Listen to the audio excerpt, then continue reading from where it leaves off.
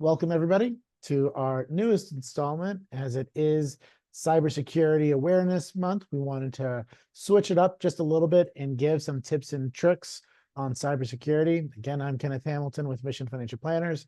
I'm also here with my partner, Mr. Matt Donahue, and we're going to kind of dive right in.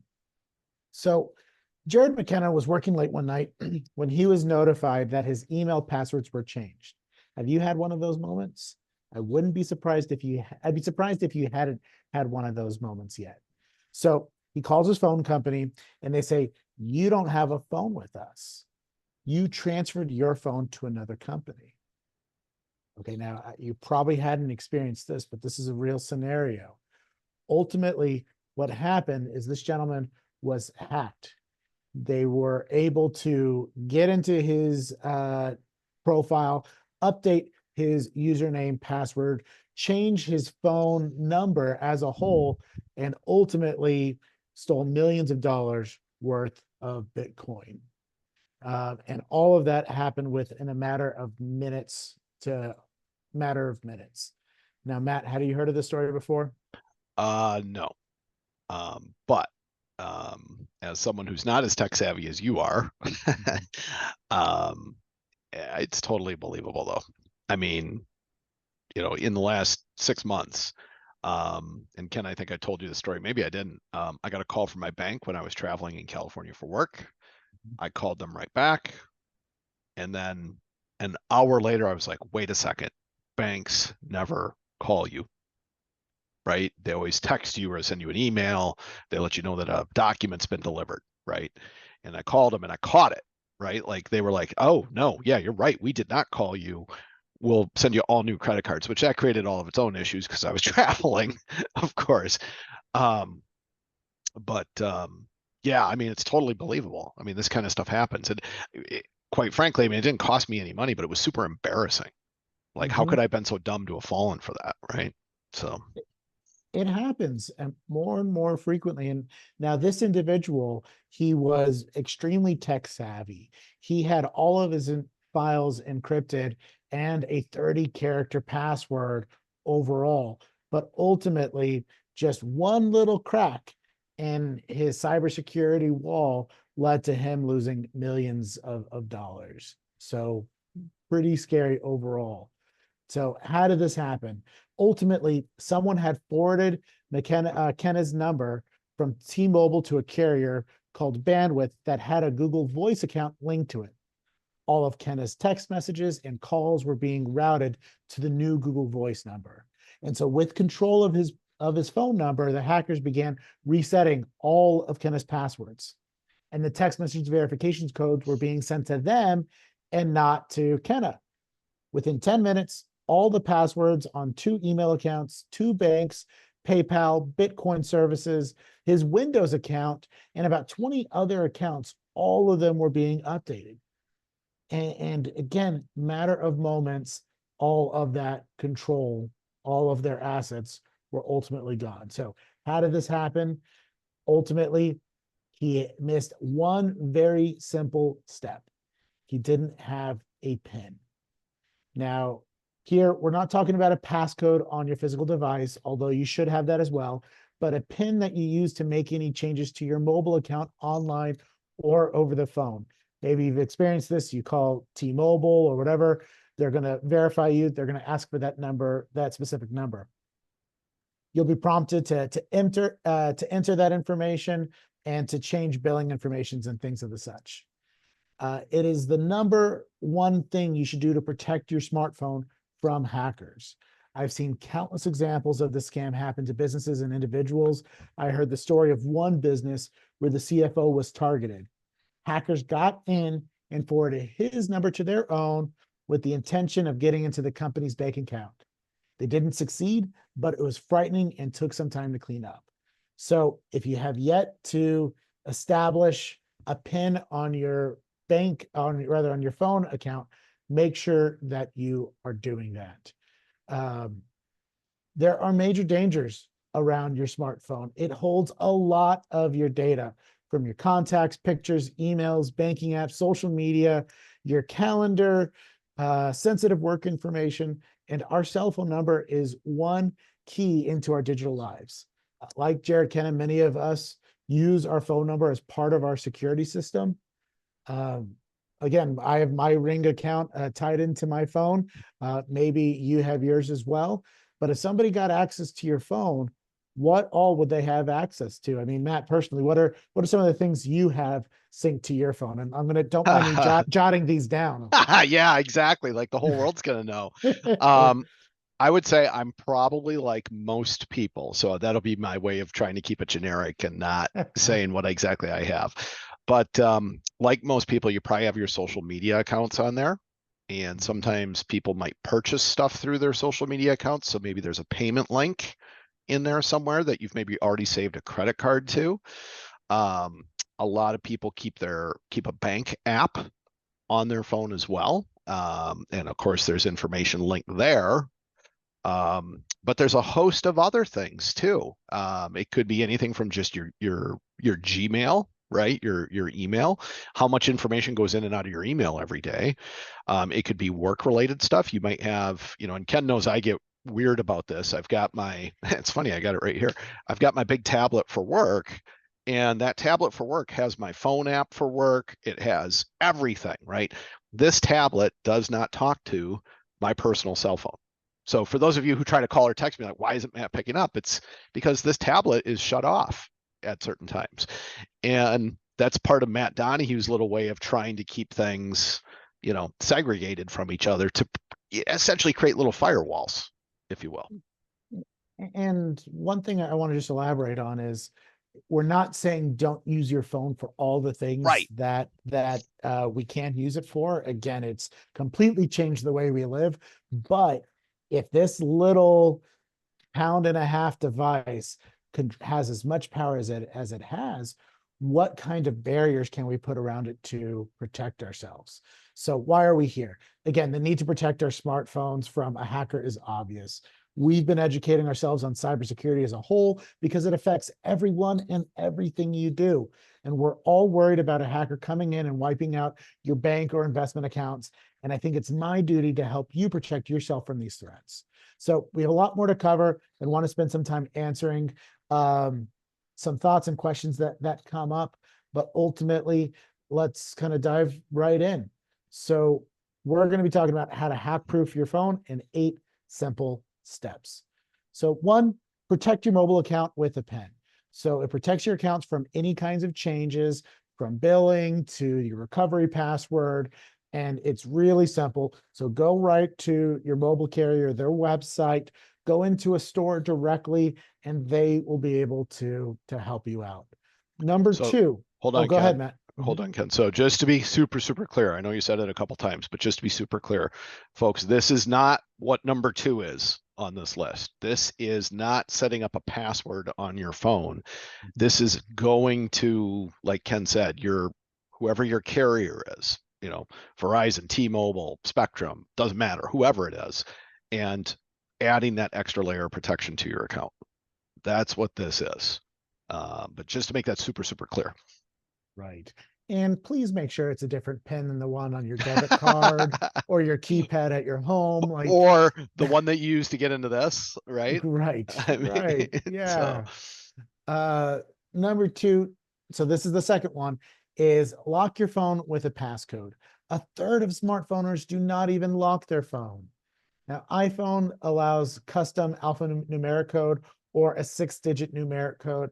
Android adds up to 16 digits that you can add.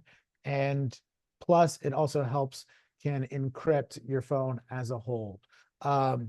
There's a great study that shows that the number of characters is the most important thing to prevent your devices or passwords from getting cracked through what's called brute force, which that means there's a computer running 1,000 simulations and it starts with 111, 112, 113, and it goes through all of them until it cracks your code. So the more digits you have, the more things it has to go through. And if you're using an alphanumeric code, well, it also increases the number of digits from 10, up to 36. And so when you have more digits and numbers that it's needing to process, it even further makes it hard for a brute strength crack. Now, honestly, while most of those that do get hacked isn't through that method, most of the time it's because you left a post-it right there on your desk with the password. So again, it needs to be something that's memorable, but something that you need to protect as well. Matt, do you want to talk a little bit about Find My Phone program? Boy, these are super useful. We use this. It's with our 11-year-old. She has a smartwatch, like a lot of us do, and she has a dedicated cellular line for that smartwatch, and we have the Find a Phone program turned on for the smartwatch. We can see where our 11-year-old is anytime. I mean, it's literally just knowing how to log in to your, and it's usually through your carrier. Sometimes it's on your, it's actually an app on your phone. Like this is showing an iPhone on the slide here. Ken and I are both Android users. You've got the same type of programs available. There you go, Ken. You've got the exact same types of programs available where you can go and see where is that person, right? Or where is that device? Now, funny story, sad but true. The reason I have a red cell phone case is because one time I thought for sure my cell phone had been stolen, and I kind of freaked out, but I'm like, nah, you know what? I'll just get home, I'll log in, and I'll find it. You know where it was? It was lying face down on the floor in the passenger seat of my car. I mean, that's where it was. And I was sure somebody had stolen it or I had left it somewhere and somebody had grabbed it, right? So, this can help you identify where your phone is. But the other thing too is if someone does steal your phone, you know exactly where it is, right? Mhm. You can get a hold of your carrier, right? Verizon, whoever, and tell them, hey, you need to deactivate that device now, right? Yep. And they can. They absolutely can. So If you have a pin attached to it and you know your pin, there you you can go. get in there, There right? you go. Yeah. But on that note, if you don't have a pin, somebody could get in acting as you and do all those same things. Right. So with great power comes great responsibility, and you need to have that protection. Within these softwares, having this information saved and at your fingertips, as you can see on the screen, you're able to remotely turn off, lock your device, as well as delete the data to make sure that, maybe you left it on a plane and it's not going to be worth the time and energy to track it down. Go ahead and brick it so that nobody else can use it or have the time to use it. Now this one is super important. And I definitely could be a little bit better at this, but you have to be updating your software and apps on a regular basis. A lot of people are reluctant to update their phone and software because maybe they want a new operating system that changes how everything looks. The problem is that majority of updates that happen are not just cosmetic.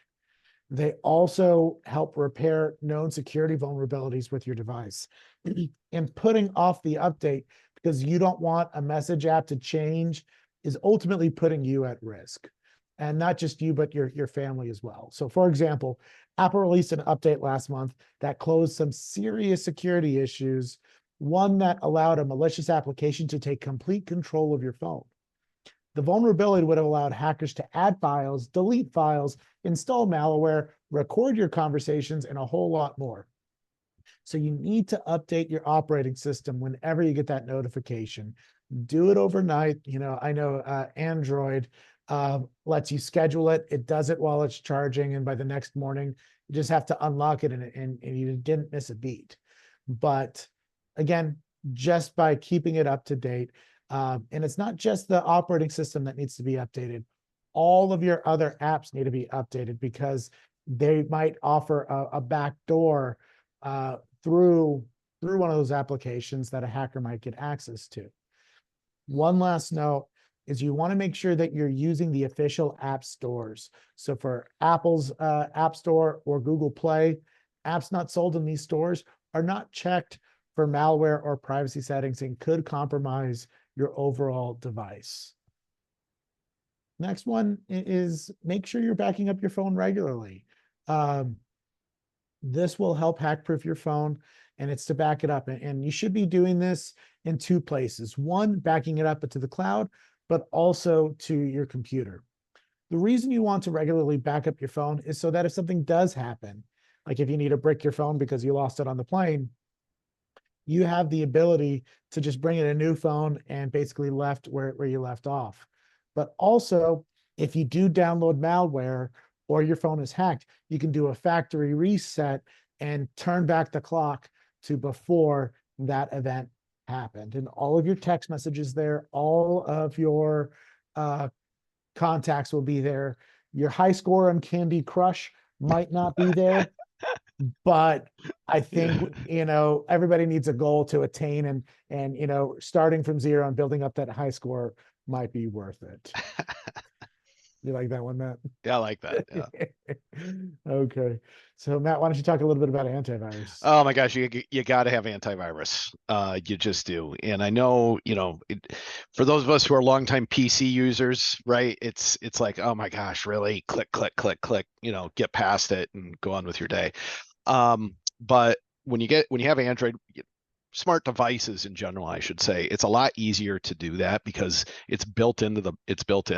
When you do get those security updates like Ken was talking about, a lot of times, even though it can be a little annoying, it's going to ask you to maybe restart your phone, right? Or restart your tablet so that they can actually apply some of this stuff. But these do legitimately help you protect your phone.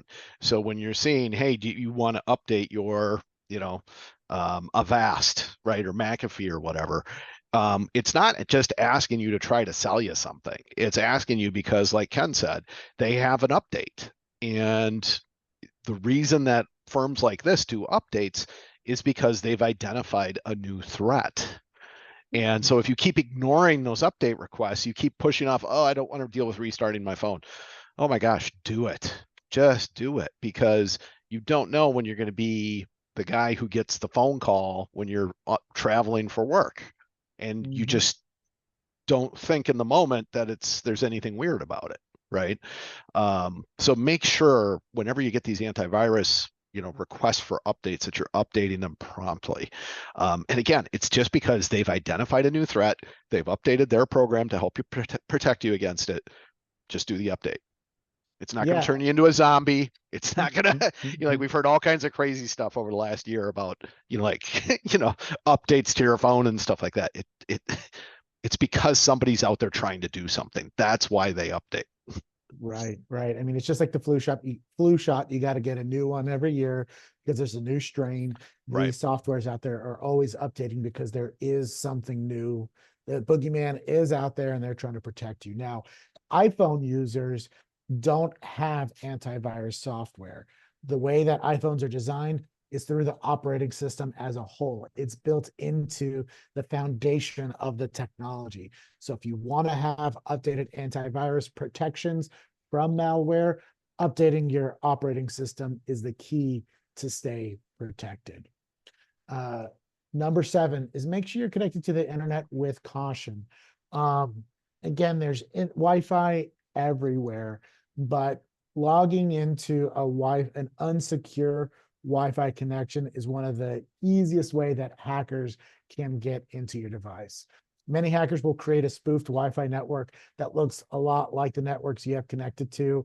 Maybe it'll be Starbucks One when you're actually in a Starbucks, or free airport Wi-Fi.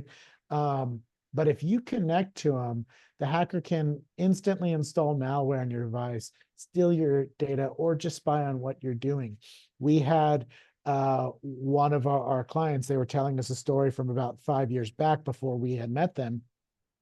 They were in their hotel room checking their emails before they went out to dinner, and they had to pay a quick bill. So they logged in, bing, bang, boom. By the time they came home for the night, all of the accounts had been cleared out. She had accidentally logged into a hacker's Wi-Fi, saw the banking information, saw the password, and was able to get in there and do all of those things. Can I add a comment to this? Just one? Okay, that's it. One. That's it. I'm done. No. Years ago, someone told me, get the unlimited data plans for your devices because it is like getting insurance. And I'd never thought about it that way, right? But if you have an unlimited data plan, you have no reason to log into suspicious or unknown networks that are out there. You don't, because if you have unlimited data, you're not worried about, oh, I'm watching whatever on YouTube in my hotel room and I'm gonna, eat up my bandwidth for the month or whatever. In most cases, it's not that much more expensive to get the unlimited data.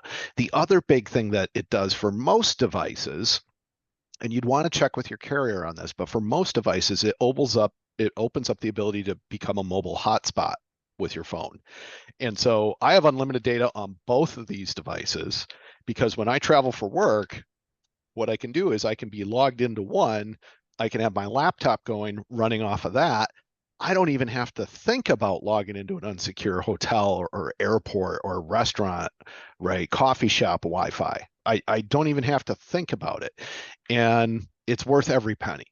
And as everybody knows, we are not, we don't work for phone companies. We don't, that's not why we're promoting it. It's just, it is great insurance to protect you and your accounts by just keeping you off of those networks that you just don't know. Yeah, and Matt, correct me if I'm wrong. We've actually even recorded one of these webinars before over your hotspot too, We have. Yep. right? We have when I've been on the road. Yeah. So the performance of these things are nothing to turn your nose up to. Like, it works, right? Yeah. Will do absolutely everything as a hardwired Cat 6 connection. Probably not, but if you're able to do Zoom calls and things to that effect, it probably is going to cover all your needs. So that's probably the best thing, is do not connect to a Wi-Fi network unless you explicitly know who that it's the correct one and not a nefarious one. Now, this next one is important, maybe a little bit harder to make sure you're doing, but making sure your communication is encrypted. In recent years, 60 Minutes did a piece on smartphone vulnerability. In it, they spoke to a researcher who explained how hackers could listen and record any conversation, read your messages, and track your location.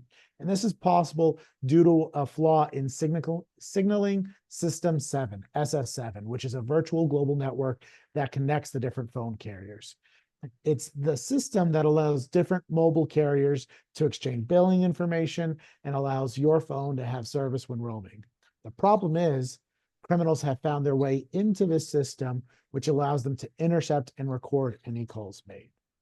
And there are other ways hackers or others can listen to your conversations and read your text messages. They can send you attachments that install malware, or they can trick you in connecting to a malicious Wi-Fi network that they control. The solution: keep your communications private, encrypt your messages. Now, I know the word encryption sounds complicated and can scare some people, but today's technology made the process pretty easy.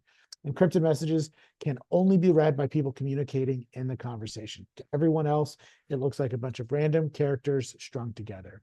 Now, Apple's iMessage, the one used for iPhones, is already encrypted by default, but only when you're communicating with another iPhone. Facebook's messaging system is also encrypted if you choose a new feature called Secret Conversations. And when using Secret Conversations. And when using the Facebook Messenger app, click the new conversation button in the upper right and then select secret on the next screen. You'll only be able to do this if you're running an updated version of Messenger and if the person you're communicating with also has an updated version of the app. But then there's other applications like WhatsApp, Pretty Good, Privacy, and Signal.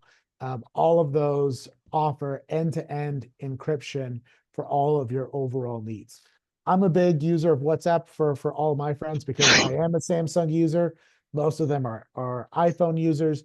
It's the only way to securely communicate since we're using different platforms. So to hack-proof your smartphone, one, make sure your account is protected with a mobile PIN. Two, make sure you have a passcode on your phone that nobody can log into just by picking it up. And a third of you on here likely don't have a password or a very secure password. So do think that over. Make sure you install the Find My Phone app. Update your apps regularly. Back up your device, not just to the cloud, but also to your personal computer. Protect your device with antivirus. Don't log in a Wi-Fi that you're not expecting. and then use encrypted communication. Ladies and gentlemen, you've hack-proofed your phone. Thank you for your time, your energy. Any closing thoughts, Mr. Matt? No, no. Just do it. Right. Yeah. All righty. All Until right. next time, everybody. Thanks, Bye. everyone.